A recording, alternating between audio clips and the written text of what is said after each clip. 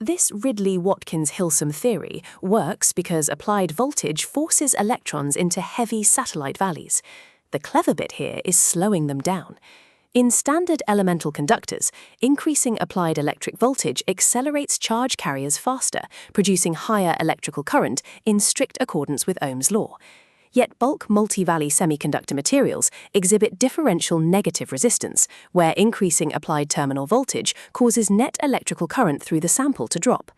This counterintuitive solid-state behavior enables specialized microwave semiconductor devices like gun diodes to generate robust high-frequency oscillator power.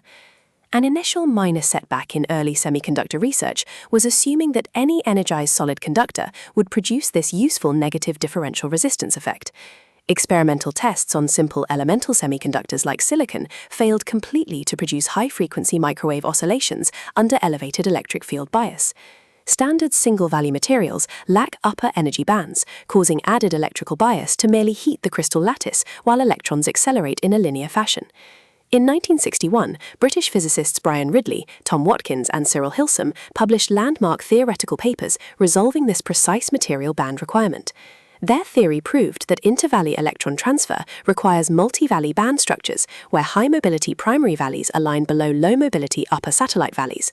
Compound semiconductors such as gallium arsenide provided the exact multi-valley geometry required, possessing a primary high-mobility valley next to low-mobility satellite valleys. The researchers resolved that indium phosphide, cadmium telluride, and zinc selenide also fulfill these exact energy band requirements under proper material conditions.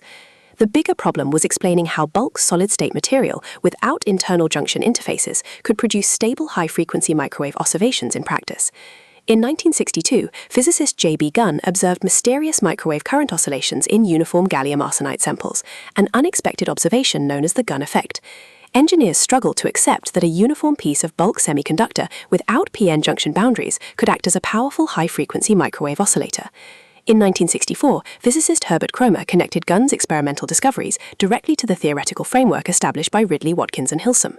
To unpack the detailed methodology of the Ridley-Watkins-Hilsum theory, we must analyze electron velocity across the multi-valley conduction band under varying electric fields. At low applied electric fields, free electrons reside exclusively in the central conduction valley, where electron effective mass is extremely small. Because their effective mass in this central valley is small, charge carriers achieve remarkably high electron mobility, accelerating rapidly through the bulk crystal lattice. Under low field conditions, increasing terminal voltage causes charge carrier velocity to rise linearly, resulting in standard ohmic current conduction through the semiconductor. As terminal voltage increases toward a critical threshold field, conduction electrons absorb significant kinetic energy from the accelerating internal electric field. Upon acquiring sufficient kinetic energy, electrons scatter out of the high-mobility central valley and transfer into higher-energy satellite valleys within the band structure. Inside these upper satellite conduction valleys, quantum mechanical band structure forces the electrons to assume a dramatically higher effective mass. With their effective mass significantly increased, charge carriers suffer a sharp drop in mobility, causing overall electron velocity to decrease despite stronger voltage bias. Because charge carrier speed drops as applied voltage increases, the net electrical current flowing through the bulk semiconductor sample drops correspondingly. This decrease in total current, while increasing terminal voltage, creates the region of differential negative resistance fundamental to the Ridley-Watkins-Hilsum theory. If applied voltage is pushed beyond this transition window, the vast majority of conduction electrons have already transferred into the heavy satellite valleys. At these higher electric fields, current begins rising again with increased voltage, resuming a standard positive slope on the current voltage characteristic curve. Thus, differential negative resistance occurs strictly across a limited, bounded range of applied electric field strengths within the multi-valley semiconductor crystal. When biased inside this negative resistance range, spatial electric field distribution within the bulk material becomes intrinsically unstable to tiny charge fluctuations. A minor localized drop in electron speed causes faster trailing electrons to pile up, forming a dense traveling dipole space charge domain. This accumulated high-field domain moves continuously across the bulk semiconductor, traveling at domain drift velocity from the cathode terminal toward the anode.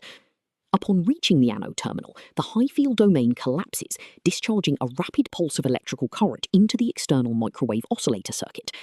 As soon as the domain dissolves at the anode, internal field intensity resets, allowing a new high-field domain to nucleate at the cathode terminal.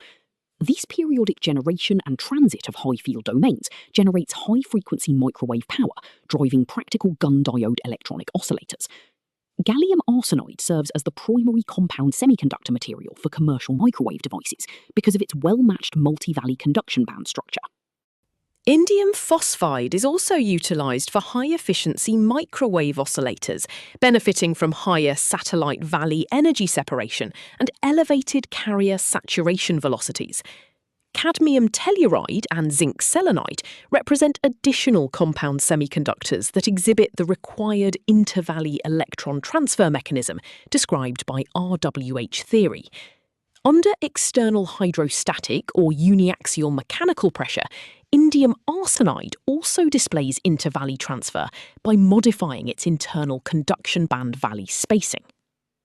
Explain the mechanism at documentary level only, preserving limitations stated in physical source research and avoiding unverified operating or safety instructions. The Ridley-Watkins Hilsum theory illustrates how quantum energy band structures enable uniform bulk semiconductor crystals to generate powerful high-frequency microwave oscillations. By scattering high-energy electrons into heavy, low-mobility satellite valleys, increasing applied voltage counterintuitively slows carriers down and drops electrical current. This ingenious solid-state mechanism provides the negative differential resistance that powers gun diodes and microwave devices across modern electronic engineering.